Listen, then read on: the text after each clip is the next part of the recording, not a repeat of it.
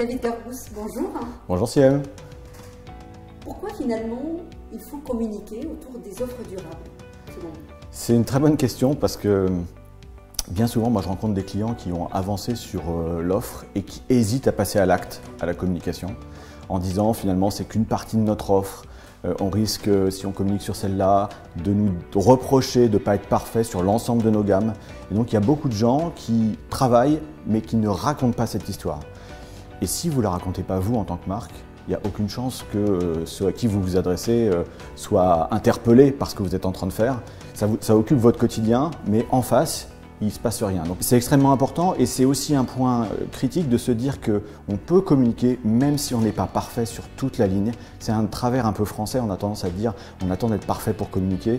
Le problème de la perfection, c'est qu'elle s'éloigne plus vous vous en approchez parce que tous les jours on apprend des choses, tous les jours on fait bouger les choses.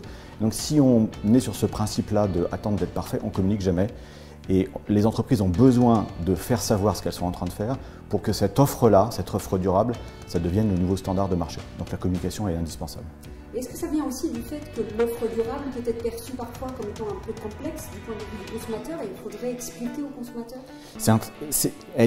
Elle peut être perçue comme complexe et justement pour cette raison-là, elle a besoin de pédagogie. Toutes les remontées qu'on a dans la plateforme Réussir avec un marketing responsable, notamment, montrent des équipes qui nous disent si on n'avait pas expliqué en détail, avec précision, avec sincérité, le travail qu'on a fait, on n'aurait pas réussi à embarquer les gens. Donc il y a un vrai travail de pédagogie à faire pour donner envie de nouveaux produits, pour donner envie de nouveaux services, pour donner envie de nouveaux usages. Vous parlez de la sincérité, ça renvoie bien évidemment à l'enjeu d'une communication responsable. Qu'est-ce qui finalement caractérise cette communication responsable? Pour moi, la sincérité est effectivement au centre.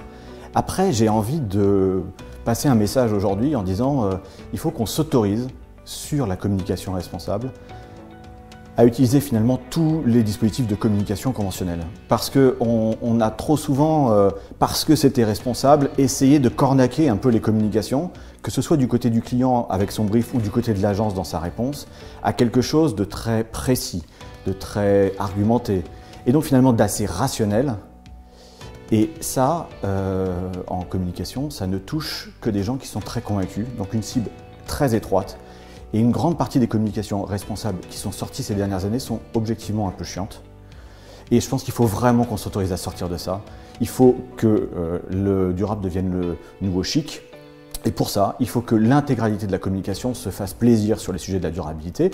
Bien sûr, derrière, il faut une granularité dans la façon dont on raconte les choses pour que, à côté de l'expression émotionnelle, on puisse avoir des éléments de preuve, des éléments tangibles qui permettent de justifier le travail qui est fait.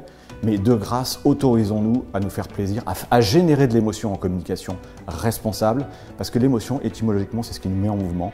Et s'il n'y a pas d'émotion, on n'arrivera jamais à faire quelque chose de mass market sur ce thème. Ce qui pose la question de l'efficacité de cette communication responsable sur le marché. C'est vrai que ça peut être un joli discours, mais est-ce que ça, et dans quelle mesure ça peut être efficace auprès de la cible? Voilà, qu'est-ce qui, selon vous, pourrait aider peut-être à rendre cette communication responsable plus efficace? Le premier levier de l'efficacité, c'est que ça génère de l'émotion. Parce que c'est l'émotion qui met en mouvement et qui donne envie de changer ses habitudes. Je pense que le deuxième critère de l'efficacité, c'est l'idée finalement de ne pas raconter des belles histoires, mais de raconter des vraies histoires. Il faut admettre qu'on puisse prendre la parole en disant qu'on n'est pas parfait. C'est pas quelque chose qu'on nous a appris dans les écoles de communication ces dernières années, mais c'est extrêmement important.